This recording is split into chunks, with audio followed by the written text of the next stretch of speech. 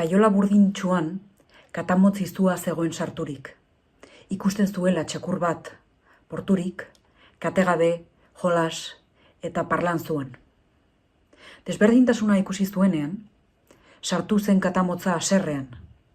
Zerua besos nahi du harrapatu, eta zeuzkan burdinak urratu. Diotxo bada deiadarrez, piraoz, araoz eta haserrez. Nola ni hain itzaltxu eta harina izanik, naukat hemen estu eta gatibu. Zaran erekiko argalazu, ez duzulako nire atzapar, ez zainik. Duzuala ere aldi gozagarria, ara, eta uneko bizitza ibiltaria. Berriz ni atxekabez, burdin artean naukatela beldurrez.